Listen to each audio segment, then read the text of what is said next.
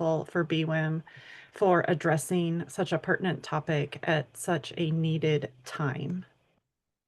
I do want to say that this can be a sensitive topic for some individuals. In a group such as this, it is almost certain that we have survivors here on the call today, or that you know someone who is.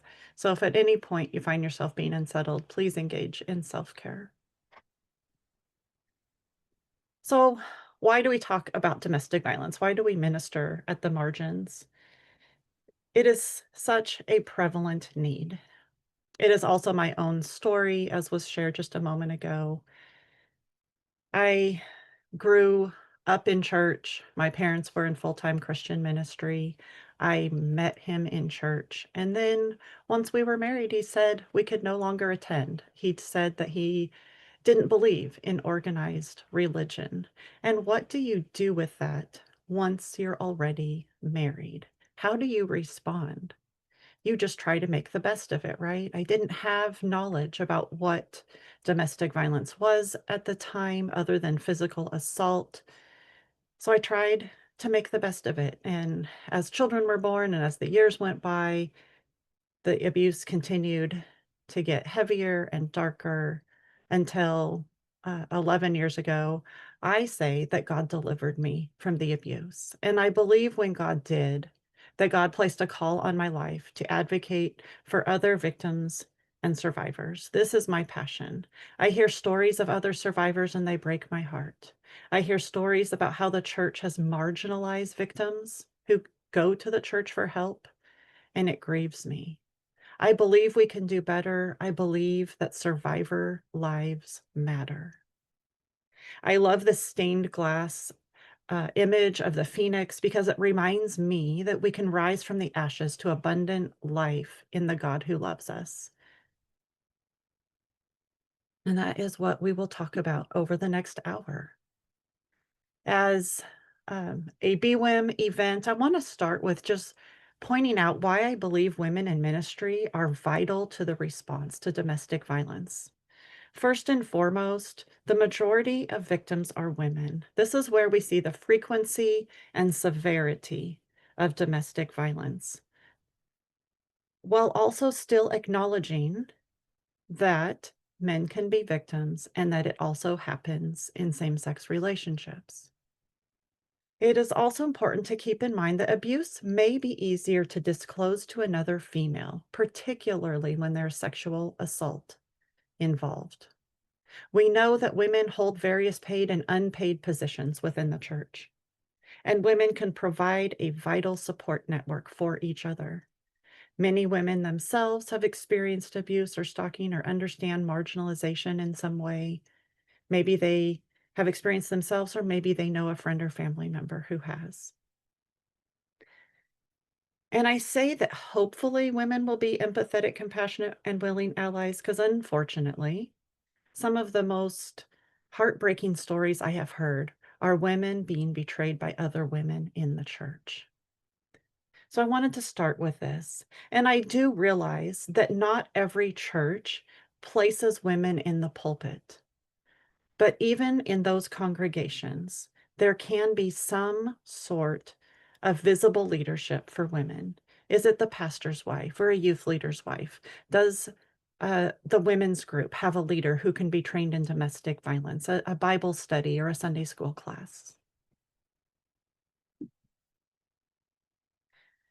Just to start us all off on the same page, domestic violence is a pattern of coercive behaviors used to gain, maintain, and exert power and control over an intimate partner.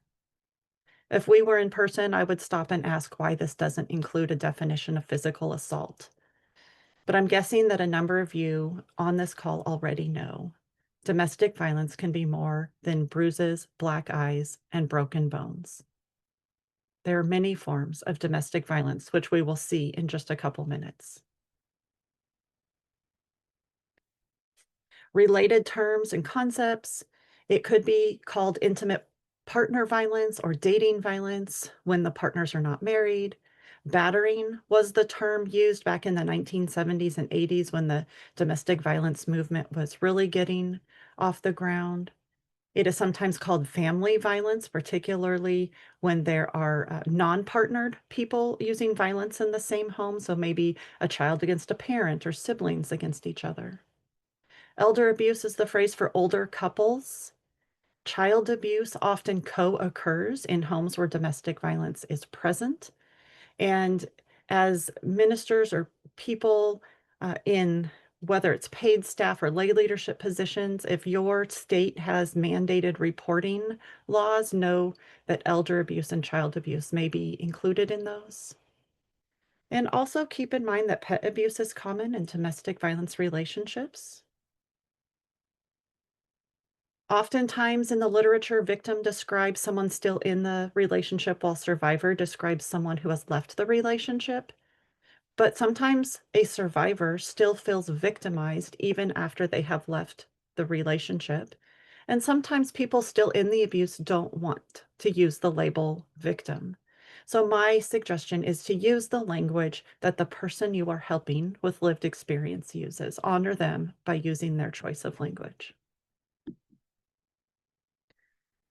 Nationally, about 1 in 3 women experience domestic violence across the lifespan. Some studies may say 1 in 4, depending on how they get their statistic, but know that it's a very high number. That equals about 20 people per minute, 20,000 hotline calls across the nation each day, 10 million plus incidents each year. And domestic violence is no respecter of persons. It can happen to anyone of any age, any education level. I have known people with doctorates who are victims of domestic violence, any culture or religious background. And also know that marginalized communities have disproportionate rates of abuse. For those communities, it can be harder to get help. And one example of that right now is the immigrant community. If someone is an immigrant and they are experiencing domestic violence, do you think they would feel safe right now to go out and seek assistance for that? Most likely not. And then Christian homes are not immune to domestic violence. The statistics show us similar rates of abuse. Often there are even rigid gender norms that may require obedience or allegiance. These are rooted in male power and authority in the home, and that might be backed up with twisted scriptures to make women believe that they must submit even in cases of harm. This was something that happened to me. Victims may hear from the church that God has ordained male power in the home and then experience an abuse of that power. At the same time, based on the research that I have done, victims and survivors are saying that there is seldom a mandate from the pulpit to ask men to refrain from using all forms of violence, whether physical or non-physical.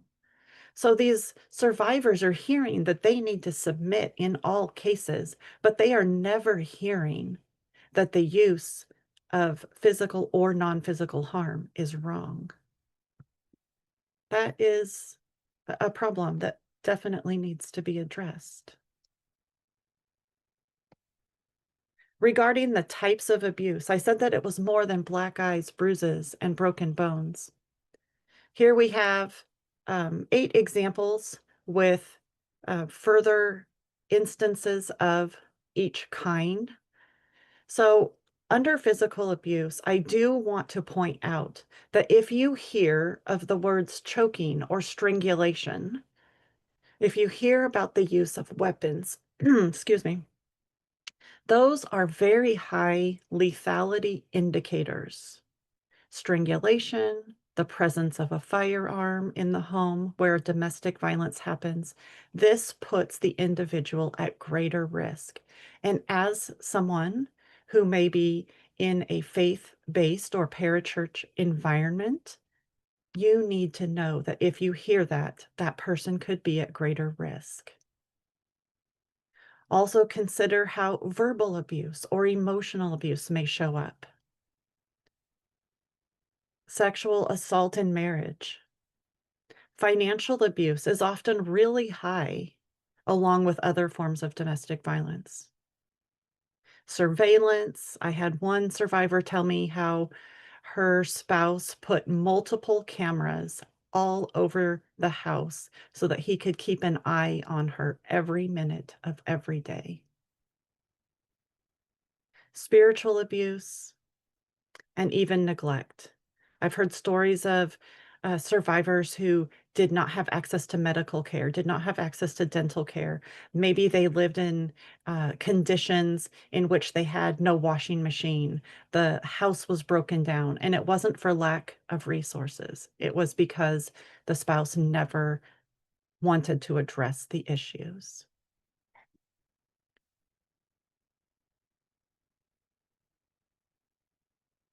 Here are two of my own research studies comparing faith-based samples.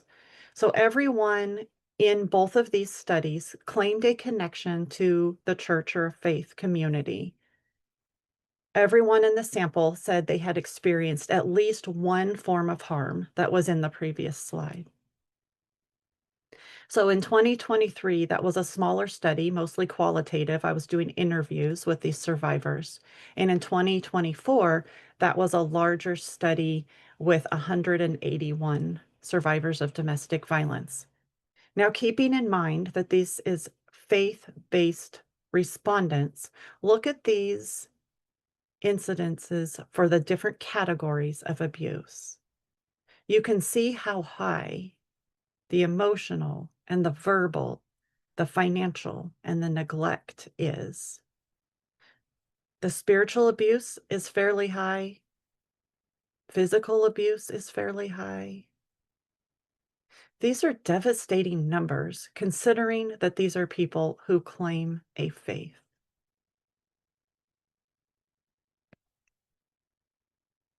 So how might you recognize abuse in the people that you go to church with? I want to start by saying this is not a comprehensive list. These are just a few examples, so it can certainly be other things. And I also want to state that we are looking for patterns.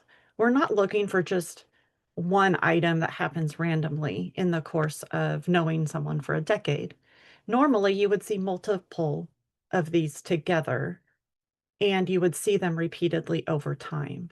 So maybe unexplained accidents or falls, things that just don't add up to the injuries that you are seeing.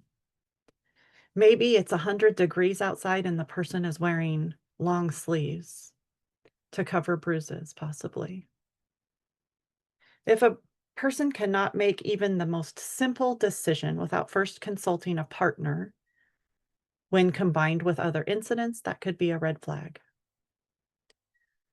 Maybe the victim or survivor just doesn't present well. She seems withdrawn or overly shy. Maybe there's some depression or anxiety that you notice. Or maybe the partner is accusing this person uh, while at the same time being something of a jealous, possessive, or intimidating character. The partner may say, oh, well, she's just an unsubmissive spouse. She's a bad parent. And then that partner controls everything, including the household finances, where they live, what they do, how she dresses. And that was control was something very high in my relationship. I now live in Texas, but I did not grow up in Texas. I ended up here because he moved us multiple times in a pattern of isolation until we ended up in a small rural town where there were no access to services.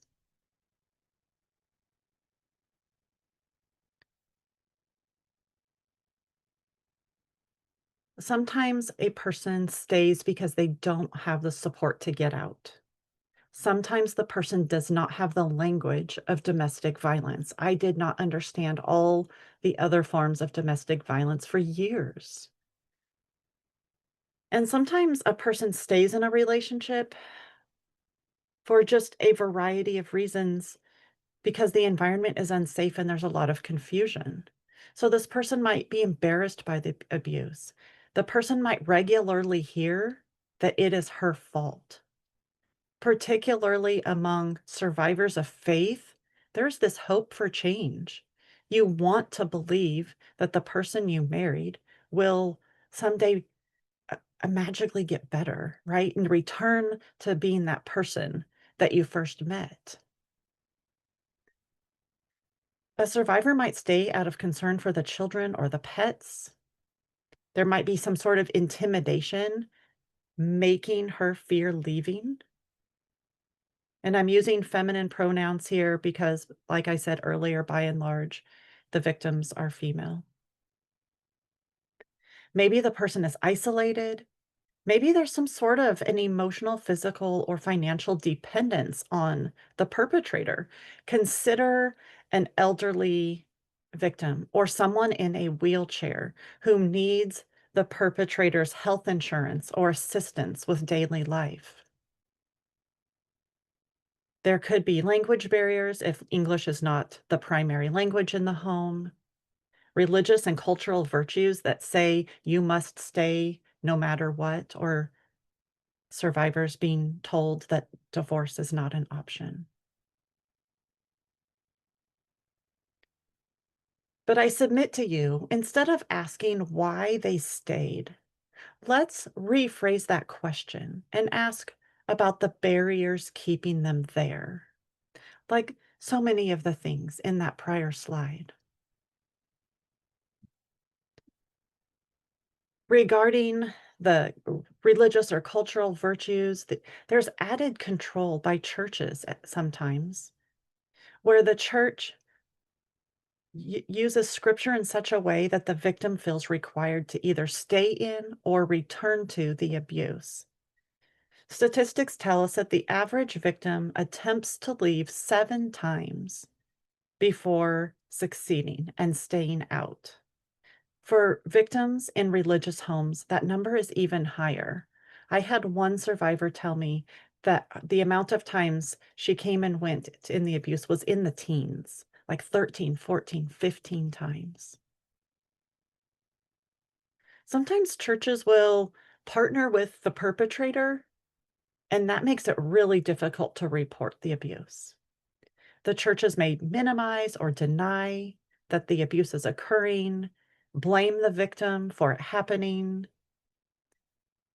Sometimes there's a lack of sufficient resources, a lack of preventative measures in the church. And some of the most heartbreaking stories I've heard from survivors are when they were required to leave the church simply for escaping an abusive marriage. I had someone tell me a story a couple of years ago.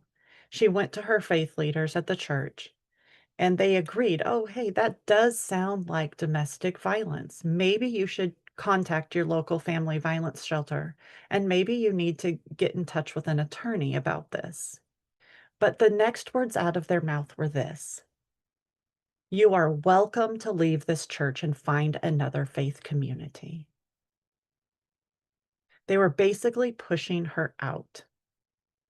She did have a short-term stay in the accessory dwelling unit on someone's property, and then she was pushed out of that as well. She said they've never called her. They've never provided even a can of soup or a dollar of assistance. But guess who still attends that church in good standing? Her ex. And that is a tragic circumstance that unfortunately I have heard multiple times. This was in my dissertation research. I looked at whether the church responds to domestic violence with either betrayal or courage. So this is an instrument called the Institutional Betrayal Questionnaire. The respondents simply answered yes or no to the questions, and here are just some of the answers. This was the study that had 181 participants, all claiming a connection to the church. 81% of them said that the church denied or minimized the abuse in some way. 75% said the church responded inadequately, such as the story I told you a moment ago. 70% said the church did not take proactive steps to prevent the domestic violence, and we will get to proactive steps so that we can make sure our faith communities are responding in helpful ways.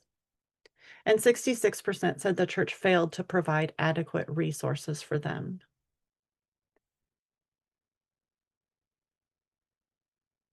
So how do we support survivors? The last few slides were some background, but let's talk about ministry at the margins.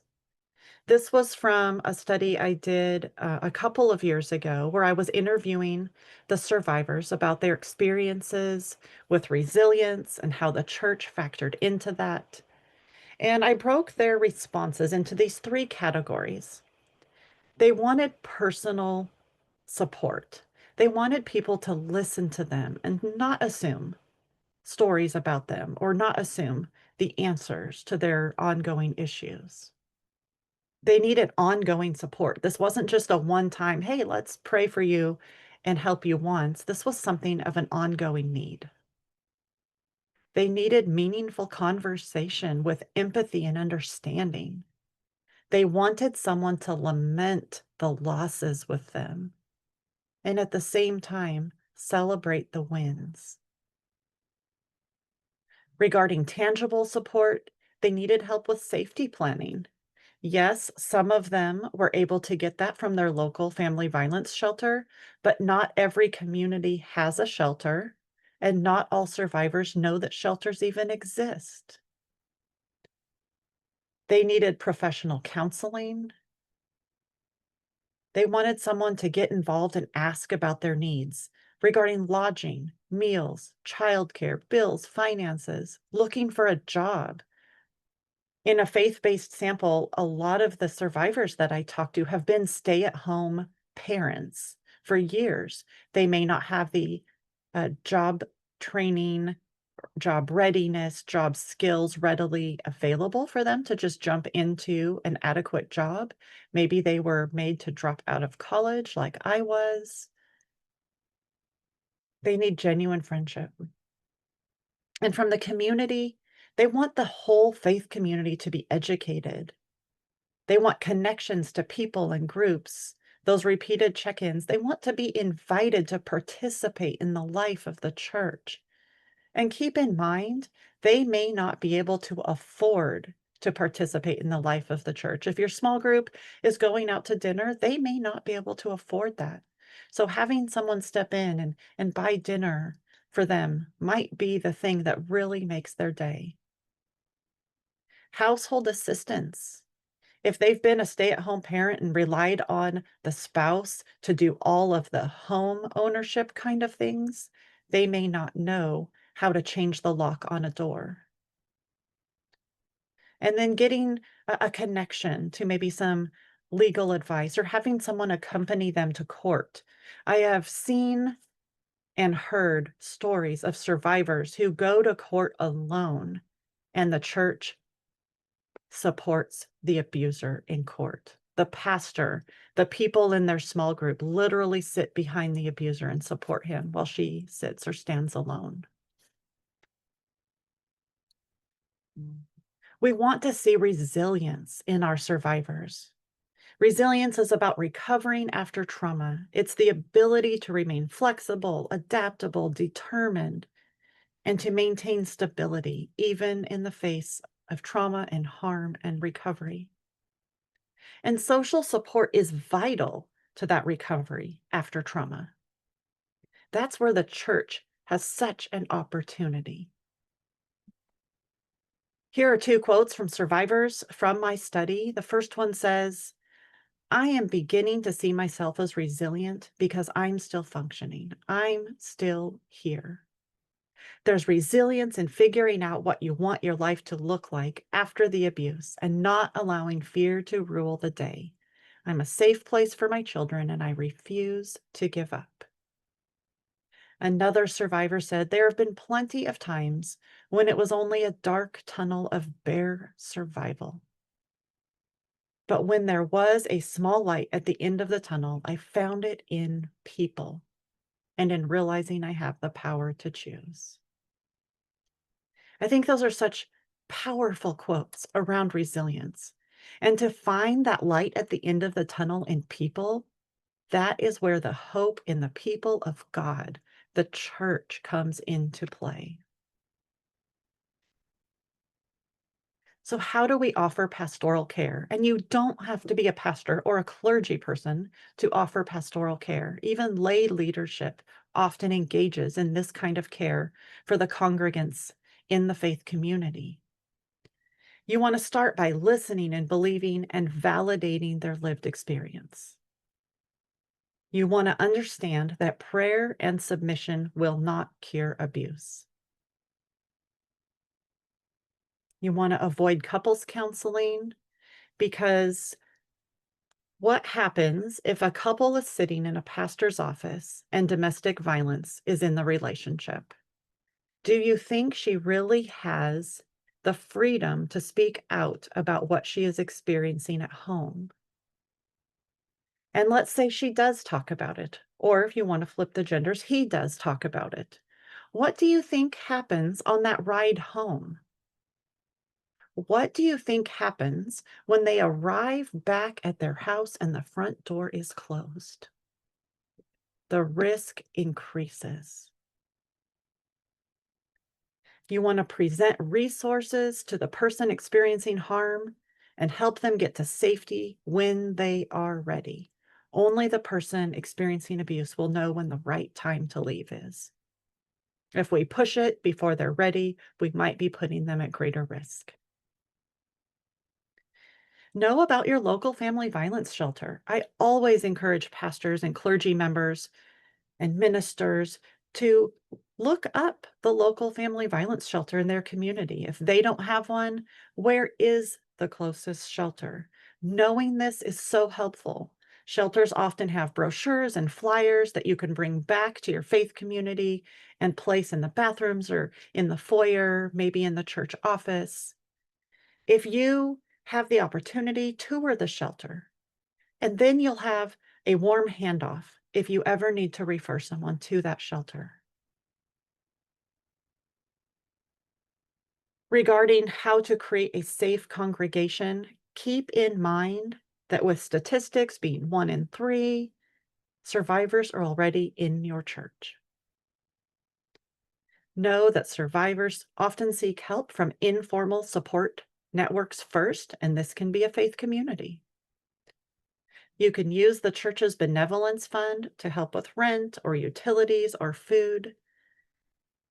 But you want to do this in such a way that honors them, right? An example from my own life, a couple of years after I was out of the abuse, I was still not receiving child support. I was encouraged to ask the church we were attending at the time for some sort of financial assistance. I was grilled by an elder for an hour about my lifestyle habits. Did I drink? Did I smoke? Where did I live? What were my children doing? And I attended this church. I was not someone just knocking on the front door asking for help. So make sure that when you offer assistance, you do it in a way that honors the individual. Provide an all-church training on abuse and trauma. Yes, your staff, your deacons, your elders do need to be trained. And I encourage you to do that. But if you also have the opportunity to train the entire congregation, that is even better because maybe it's the person in the Sunday school class that first hears about the incidents of domestic violence in their friend. And you can establish justice for your congregation through improved church policy. So at the tail end of COVID, I did a survey with faith leaders. 349 faith leaders responded to the survey. Only 4% of that sample said their church had a written domestic violence policy. 4%. And yet churches are understanding the need for other policies, such as child protection policies. So if your church is updating policies, I urge you to have conversations about what it might look like to have a policy around the topic of domestic violence. How will you respond? And then how do we connect this to our church's ministry? We want to talk about abuse from the pulpit and include it in our prayers. The pulpit sets the tone for the congregation. If there is a sermon on marriage, it needs to have a disclaimer for domestic violence. I remember my very first week in seminary, one of the professors prayed for the single mom who struggles. He didn't know me at the time, I didn't know him, and yet as his deep voice resonated across the chapel, praying for the single mom who struggles, I felt seen, and tears rolled down my cheeks. Know the difference between toxic and healthy relationships. This is something that you can start in conversation even with your youngest children under the conversation about bullying. Children understand bullying from a school setting. You can talk about bullying with younger children. It can be taken from the concept of bullying to conversations about dating as they enter high school and the college years. Because domestic violence is really bullying in an intimate relationship. So you can tie those concepts together. You can remove barriers by placing women in visible leadership.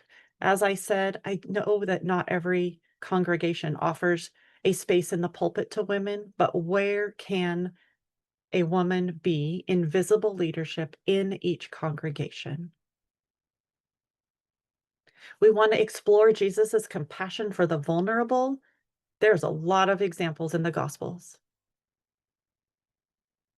We can also grieve with survivors. This is not the life they thought they were getting. People don't get married thinking they will end up in domestic violence for the next 2 decades of their life.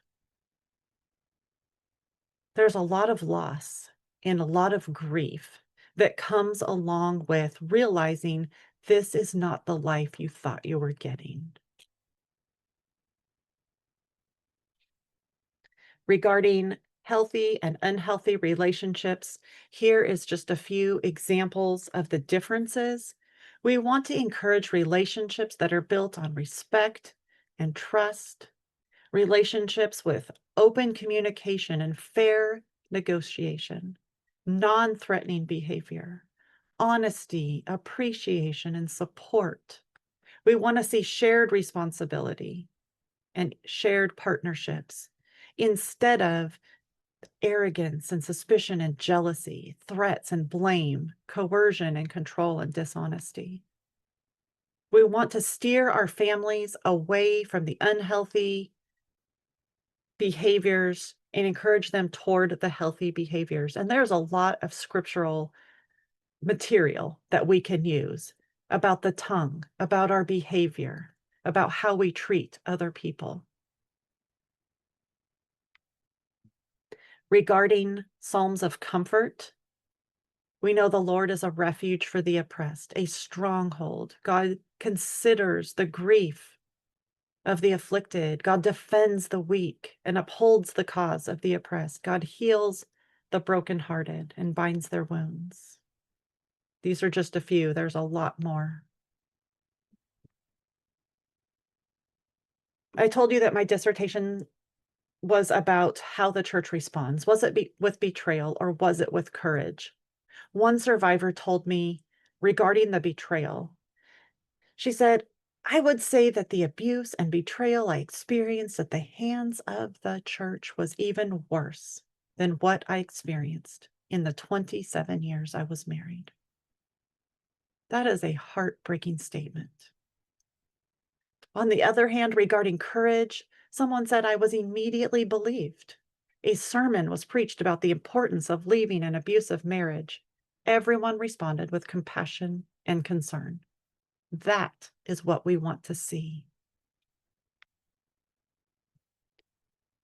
In the survey where I asked the 349 faith leaders if the church has a role in intervening in cases of domestic violence, 96% said yes. And I agree. The church does have a role in intervening, but without training, without knowledge, without resources, intervening is very hard to do. When I asked the participants in my dissertation research about how their church showed up with courage, these were some of the responses. 74% said that a fellow congregant believed them. Now, I want you to keep in mind that this is a peer, right? It's the person who sits in the pew next to them. It's the person who's in the same small group or the same Sunday school class. However, when that power dynamic shifted and we asked about whether a pastor or a clergy person believed them about the abuse, that dropped 19% down to 55. I think we need to address that. 40% said the church supported them with formal or informal resources, and only 31% said that the church created an environment where the abuse was safe to discuss. Now, I don't share that to shame or blame the church. I share that to create an idea of where we can create change. We can believe survivors about the domestic violence. We can support them with formal and informal resources. And we can create environments in our faith communities where it is safe to discuss domestic violence.